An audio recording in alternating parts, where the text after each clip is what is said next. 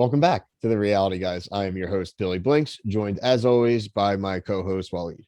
We are here, as you can tell in the episode title, to cover the first two episodes of season 3 of Celebrity Big Brother. So those episodes aired this week on Wednesday and Thursday night. We will come back this weekend, most likely on Sunday, with coverage of the episode 3, which is going to be 2 hours tomorrow, Friday. But overall, we're just going to start with our impressions. Overall, Waleed, just let me know how you feel about the show being the first time watching it and your overall impressions of the first two episodes.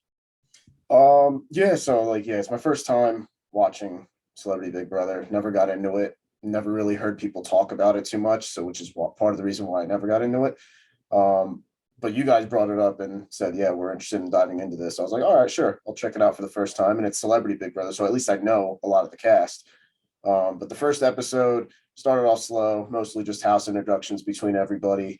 So I wasn't really feeling it too much yet. But tonight's episode that we just watched, the second one, really you start to understand, the scope of the game and like how everything, comes together with the politics and everything. So it's been definitely getting better.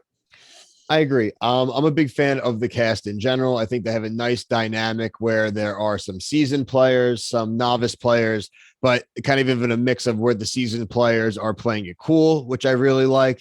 They overall look like so far all of them are having fun. Now, I think obviously over time when things start to change, we did see if alliances start to form, which I thought was really interesting. It was right away. I mean, they have been in that house for a few hours and they have multiple alliances, and especially our boy Todrick, he was offered about 7 alliances. He's like the 5-star recruit out of high school. And that's the thing. And that's the thing I don't understand. Like people like in these kinds of shows, like we watch, the challenge and survive. And like I don't really watch too much Survivor, but it's similar. Everyone's trying to make alliances and like get through the game together in one piece. And it's like watching all these shows, you realize like the more people you have in an alliance, the greater the chances of it collapsing are.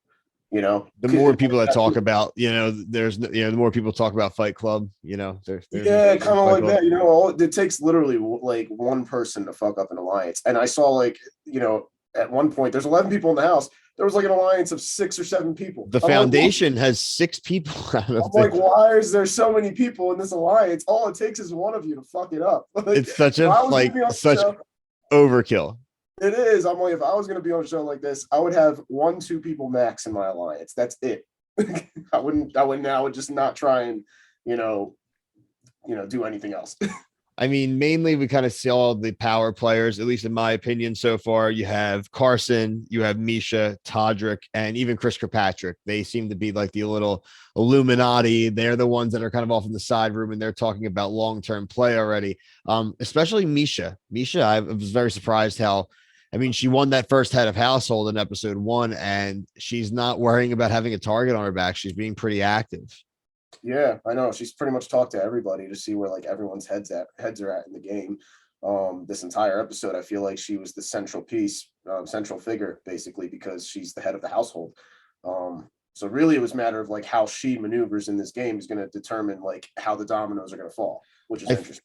I think there's going to be a big season long, or at least as long as they're both around, dynamic between your pick, Teddy, and Misha.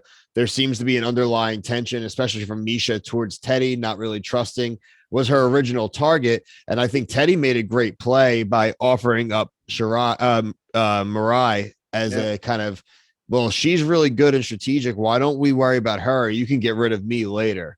And it was like, I really like that move, Teddy, because it only takes like one time, like you said, to convince other people to get rid of Misha now next week or next vote. And I really like that play, but I have a feeling there could be a dynamic between them that I think could be really fun as far as like rivalry.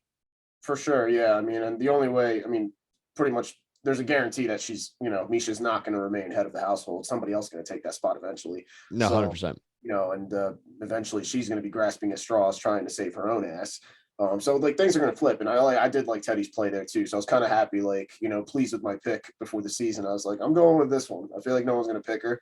She's just going to like surprised some people. So it's been good so far. It is an interesting dynamic too, just like any other reality show we watch. You never want to really win early. I mean, obviously you would like to be safe and immunity is great, but it puts that target on your back. So I think some of the savvy plays from guys like Carson, especially who he was in the stirrups and was fine. He was like, I don't need to impress anyone, fell. Misha came to him and said, I'm going to put you up as a kind of fake person.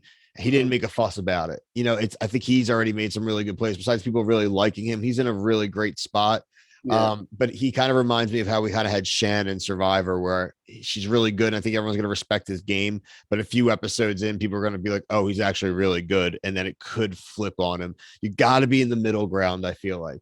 Yeah, I mean, and he's there for now. So like we'll see exactly, what happens with him, if he's going to trend upwards or trend downwards. But he's good with the social game. He's friends with everyone, which counts for something. So we're not going to go super long. I did like the surprise with the box. I'm looking forward to more things like that. Monwan.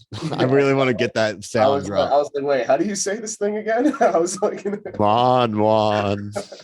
it was definitely yeah, I was like, wait, so the last person, are they up for elimination? Or I was like, oh wait, no, the last person's safe. Okay. Didn't that remind you of like a sick Mario Party mini game where you're just you pick who you're screwing over, and it's the last person to get screwed over wins. Yeah, especially when like Mirai and like Lamar Odom were like spinning and like trying to. I was like, this kind of seems like a video game here.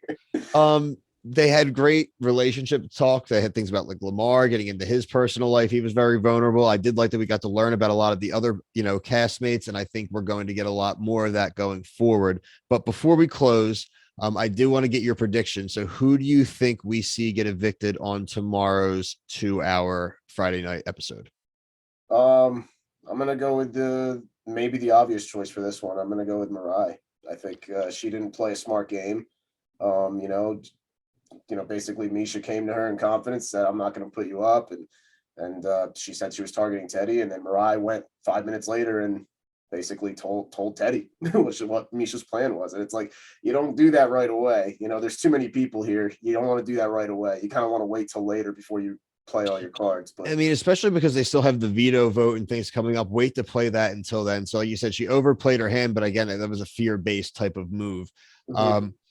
I think I agree. I do think that overplay is going to be your downfall unless she's able to win some kind of, quick immunity through this veto vote and everything that's coming up tomorrow night. But I do tend to agree with you. I am looking forward to seeing now if that alliance, the formation will stay tight or if they're going to be like, you know what, screw this. There's too many good players. But overall, I'm really excited because it seems like a franchise that the four of us really could get into and really will learn a lot about. And we're going to have a lot of episodes. There's going to be Friday night, Sunday night, and Monday. So you'll see an episode from us maybe tomorrow, Friday, depending on if a couple of us can record. If not, you'll definitely have one this weekend covering episode 3.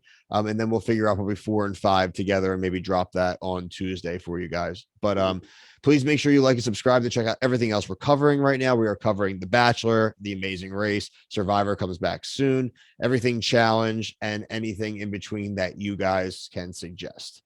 But for myself, Waleed, Brian, Kevin, peace.